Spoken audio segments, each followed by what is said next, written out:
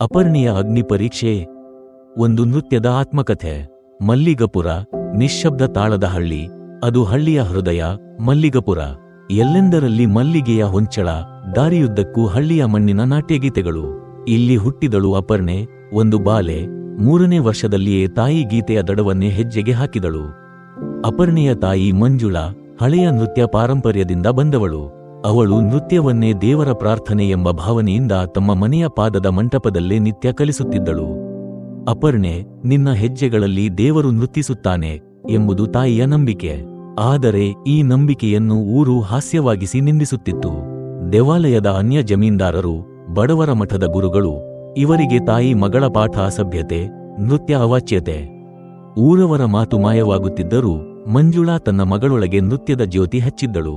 13ದ ವರ್ಷಕ್ಕೆ ತಲುಪಿದ ಅಪರ್ಣೆ ಈಗ ನಾಟ್ಯದ ಅಗ್ನಿಯಲ್ಲಿ ಕತ್ತಿಯಾಗಿ ಹೊತ್ತಿದ್ದಳು. ಆ ಸಮಯದಲ್ಲಿ ಬಂತು ರಾಜ ಮಹೋತ್ಸವ. ಕೊಠಿಗಲ್ಲಿರುವ ರಾಜ ವಿಕ್ರಮಸೇನ ನವಪಲ್ಲವೋತ್ಸವಕ್ಕೆ ಹೊಸ ನೃತ್ಯ ರೂಪಕವನ್ನು ಹಮ್ಮಿಕೊಳ್ಳುತ್ತಾನೆ. ವಿಷಯ: ಅರ್ಧನಾರೀಶ್ವರ ಶಕ್ತಿಯ ಮತ್ತು ಶಿವನ ಸಮಪಂಗತಿಗೆ ನೃತ್ಯ ರೂಪಕ. ರಾಜಮನೆಯಲ್ಲಿರುವ ಹಿರಿಯ ಗುರುಗಳು ನೃತ್ಯಗಾರರ ಹೆಸರನ್ನು ಕೊಡುವಾಗ ಅಪರ್ಣೆಯ ಹೆಸರು ಯಾರೋ ಮುಂದಿಟ್ಟನು. ಪಟಪಟನೆ ತಿರಸ್ಕೃತವಾಯಿತು. ಆದರೆ ನಾಟ್ಯಗುರು ಶಾಂತಿಕೃಷ್ಣ ಅವರ ಕಣ್ಣು ಕೇಳುತ್ತಿರಲಿಲ್ಲ. ಅವರು ಅಪರ್ಣೆಯನ್ನು ಅಡಗಿಸಿ ತರಬೇತಿಗೆ ಮುಂದಾಗುತ್ತಾರೆ. ನಿಜವಾದ ಶಿಷ್ಯೀಭಾವವಿದ್ದದ್ದು ಅವಳೊಳಗೆ.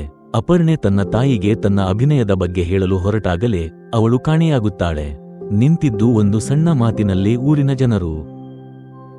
ಅವಳ ತಾಯಿ ಮರಿಯಮ್ಮ ದೇವಾಲಯದ ಮುಂದೆ ತಾನು ದೀಪ ಹಚ್ಚಿದಳು. ನಿಷೇಧಿತ ಮಹಿಳೆ, ಅವಳನ್ನು ಬಂಧಿಸಲಾಗುತ್ತದೆ ಎಂದು ಮಾತಾಡಿದರು. ಹಿಂಸಾತ್ಮಕವಾಗಿ ಊರವರು ಅವಳನ್ನು ಹಳ್ಳಿ ಹೊರಗಡೆ ಎಸೆದು ಬಿಡುತ್ತಾರೆ. ಮಂಜುಳಾ ಕೊನೆಯ ಗಾಳಿಯಲ್ಲಿ ತನ್ನ ಮಗಳಿಗೆ ತನ್ನ ಪಟವನ್ನು ಕೊಟ್ಟು, ಈಗ ನಿನ್ನ ಕಾಲವೇ ದೇವರ ದರ್ಶನ ಎಂದು ಹೇಳಿ ತೀರಿ ಹೋಗುತ್ತಾಳೆ. ಮಹೋತ್ಸವದ ದಿನ. ವೇದಿಕೆ ದಡದಲ್ಲಿ ಕಳೆದು ಹೋಗಿದ ಮಂಜುಳೆಯ ಹೆಜ್ಜೆಯ ನಿರುಪಸ್ಥಿತಿಯ ನಡುವೆಯೂ ಅಪರ್ಣೆ ಧೈರ್ಯದಿಂದ ವೇದಿಕೆಗೆ ಹೆಜ್ಜೆ ಇಡುತ್ತಾಳೆ. ಅವಳು ತಾಯಿಯ ಪಟವನ್ನು ಹೊದ್ದಿದ್ದಾಳೆ. ಶಾಂತಿಕೃಷ್ಣನ ತಾಳ, ಅವಳ ನುಡಿಗೆಯಲ್ಲದ ನಡಿಗೆ, ಮೃದುಗಮನೆ. ಅಪರ್ಣೆ ಅರ್ಧನಾರೀಶ್ವರ ರೂಪವನ್ನು ಮಾತ್ರ ನೃತ್ಯವಲ್ಲ, ನಿಶ್ಶಬ್ದ ರುದ್ರವಾಗಿ ಕಟ್ಟುತ್ತಾಳೆ. ಅವಳ ತಾಳದಲ್ಲಿ ಶಿವನ ಧೈರ್ಯ, ಅವಳ ಕುಂಪಣಿಯಲ್ಲಿ ಶಕ್ತಿಯ ಸೌಂದರ್ಯ, ಅವಳ ತುದಿಗಾಲುಗಳಲ್ಲಿ ತಾಯಿಯ ಆಶೀರ್ವಾದ. ವೇದಿಕೆಯ ಮುಂದೆ ಜನ ಮೌನ, ಕಣ್ಣು ತೀರ ಬಿಸಿ.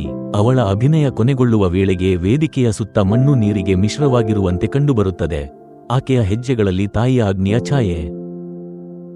ಮಹೋತ್ಸವದಲ್ಲಿ ರಾಜ್ಯದ ಸಾಂಸ್ಕೃತಿಕ ಗುರುಪೀಠದಿಂದ ಅವಳಿಗೆ ಶಕ್ತಿ ನೃತ್ಯಶ್ರೀ ಪದವಿ ನೀಡಲಾಗುತ್ತದೆ.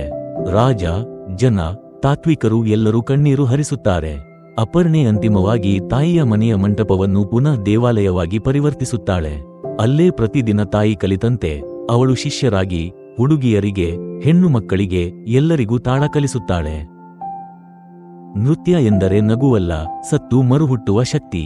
ಅಪರ್ಣೆ ತನ್ನ ಹೆಜ್ಜೆಗಳ ಮೂಲಕ ಹೆಣ್ಣನ್ನು ಅವಮಾನದಿಂದ, ಆಜ್ಞೆಯಿಂದ, ಅಶ್ರುಗಳಿಂದ ತಾನು ತಾನೇ ದೇವಿಯಾಗುವವರೆಗೆ ಹೊತ್ತುಕೊಂಡಳು. ಈ ವಿಡಿಯೋ ನಿಮಗೆ ಇಷ್ಟವಾದಲ್ಲಿ ನನ್ನ ಚಾನೆಲ್ ಅನ್ನು ಲೈಕ್, ಶೇರ್ ಮತ್ತು ಸಬ್ಸ್ಕ್ರೈಬ್ ಮಾಡಿ. ಧನ್ಯವಾದಗಳು.